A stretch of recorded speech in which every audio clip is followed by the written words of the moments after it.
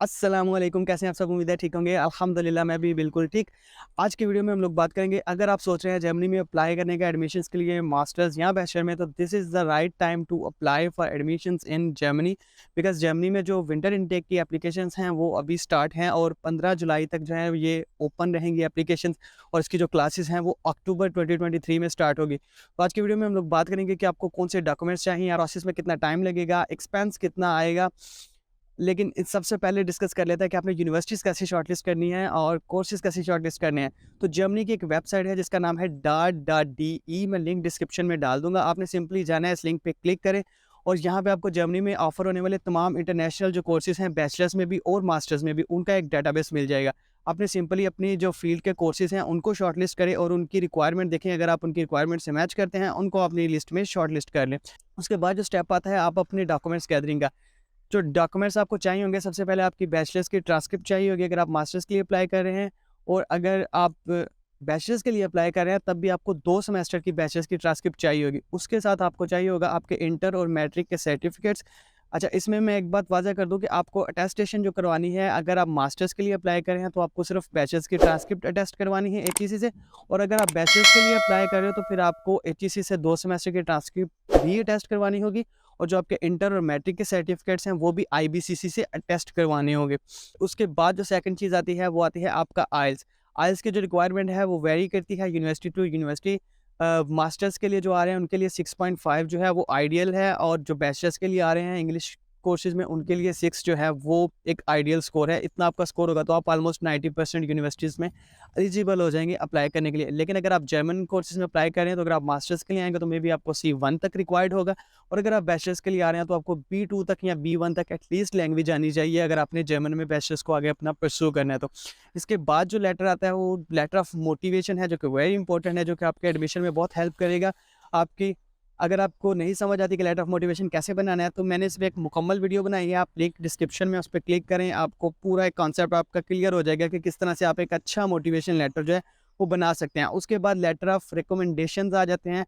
ये मैंडेटरी नहीं है लेकिन ये सपोर्ट करते हैं आपकी एप्लीकेशन को, अगर आपके पास हो तो बेटर है, सारी यूनिवर्सिटीज़ रिक्वायर नहीं करती। उसके बाद जो डॉक्यूमेंट आता है उसमें आपकी सीवी है। सीवी आपने यूरोपास एक वेबसाइट है उस पे जाना है, फ्री आपकी सीवी बनेगी, क्योंकि जर्मनी में वही सीवी एक्सेप्ट होती है, तो आप खुद से भी बनाएँगे तो कोई मसला नहीं है, लेकिन बेटर है कि आप यूरोपास पे जाएँ और वहाँ पे जाके अपनी जो है वो सीवी बनाएँ। इसके अलावा आपने अगर कोई इंटर्नशिप की है, आपने कोई वॉलंटियर वर्क किया है, आपका कोई वर्क एक्सपीरियंस है, तो ऑब्वियसली उनके जो सर्टिफिकेट्स हैं वो भी आपको चाहिए होंगे। उनसे आपने सारे डॉक्यूमेंट्स जो हैं वो एक जगह पे गैदर कर लिए। उसके बाद अप्लाई करने का फेज़ आता है। तो अप्लाई करने के 2 तरीके होते हैं। कुछ यूनिवर्सिटीज़ जो हैं वो डायरेक्ट एप्लीकेशन लेती हैं।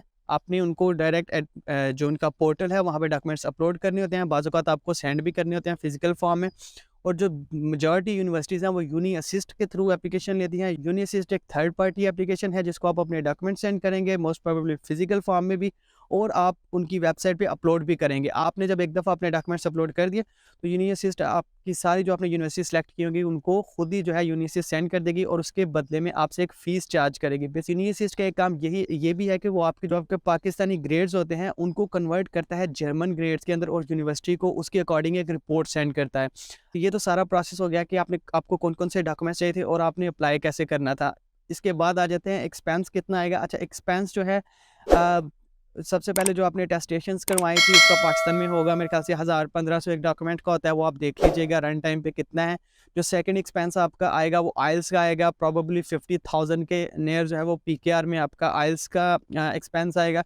और जब आप एडमिशन अप्लाई करना स्टार्ट करेंगे यूनी असिस्ट के थ्रू, तो 75 यूरोज़ जो है वो आपकी पहली एप्लीकेशन को चार्ज करेगा, और उसके बाद 30 यूरोज़ ईच एप्लीकेशन जो है वो आपकी कॉस्ट करेगी। इसके अलावा अगर आप जो डायरेक्ट यूनिवर्सिटीज़ हैं जो यूनी असिस्ट के अलावा जहाँ पर आप एडमिशन अप्लाई करेंगे वहाँ पे वेरी करता है, किसी की 30 हो सकती है, किसी की 70 हो सकती है, किसी की 50, और कोई फ्री भी हो सकता है। तो वो वेरी करता है, उसका कोई हार्ड एंड फास्ट रूल नहीं है। तो ये आपके एक्सपेंस आएँगे। फॉर एग्ज़ाम्पल अगर आप 10 यूनिवर्सिटीज़ में अप्लाई कर रहे हैं तो मैं आपको रिकमेंड करूँगा कि आप एटलीस्ट 500 यूरोज़ का अपना बजट रखें, तो ही आपके पास ज़्यादा चांसेस होंगे कि आप ज़्यादा यूनिवर्सिटीज़ में अप्लाई कर सको। तो वंस आपने एडमिशन अप्लाई कर दिया, अब आप वेट करें एडमिशन लेटर के लिए, तो बेस्ट ऑप्शन है जब आप वेट करें तो आप लैंग्वेज सीखें, और लैंग्वेज बहुत इंपॉर्टेंट है। जब आप यहाँ पर आएँगे आपको जॉब में बहुत हेल्प करेगी और आपकी जो डेली रूटीन है उसमें बहुत हेल्प करेगी। जब आपका एडमिशन लेटर आ जाए तो उसके बाद आपने एम्बेसी अपॉइंटमेंट अप्लाई करनी है। अगर आप कराची में हैं तो आप एडमिशन आने के बाद अपॉइंटमेंट अप्लाई करेंगे, लेकिन अगर आप इस्लामाबाद से हैं तो थोड़ा एडवांस में अपॉइंटमेंट बुक कर लें, क्योंकि आपको अपॉइंटमेंट आते-आते शायद 6 से 8 महीने लग जाएँगे। तो वंस आपकी अपॉइंटमेंट आ गई है तो अपॉइंटमेंट से पहले जो आपने चीज़ें रेडी करनी है, आपके पास एडमिशन लेटर तो ऑलरेडी होगा, सारे डॉक्यूमेंट्स आपके अटेस्टेड और प्रिपेयर्ड हैं, जो वही वही साथ जाएँगे। उसके बाद आपने सिर्फ एक सिंपली वीज़ा फॉर्म डाउनलोड करना है एम्बेसी की वेबसाइट से, उसको फिल करना है। साथ में आप अपने ब्लॉक अकाउंट रेडी करेंगे। ब्लॉक अकाउंट बेसिकली ये है 11,300 कुछ यूरो है जो आप जर्मनी में अकाउंट खुलवाएँगे, और उस पे अपने पैसे जो है वो ट्रांसफ़र करेंगे और फिर जर्मन गवर्नमेंट आपको हर महीने उसमें से पैसे देती जाएगी और अब 12 महीने में आपको आपके पैसे वापस मिल जाएँगे। उसके अलावा आपको हेल्थ इंश्योरेंस के लिए प्रिपेयर करना है, अपने टिकट देखें और शॉपिंग करें, अच्छी-सी कपड़े-शपड़े खरीदें जर्मनी आने के लिए। ज़्यादा नहीं खरीदिएगा, यहाँ से खरीदिएगा।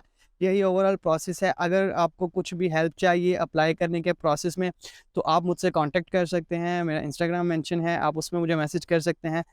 तो या फिर आप कमेंट में अपना जो भी आपका क्वेश्चन है आप पूछ सकते हैं। तो तब तक के लिए अल्लाह हाफ़िज़, मिलते हैं नेक्स्ट वीडियो में।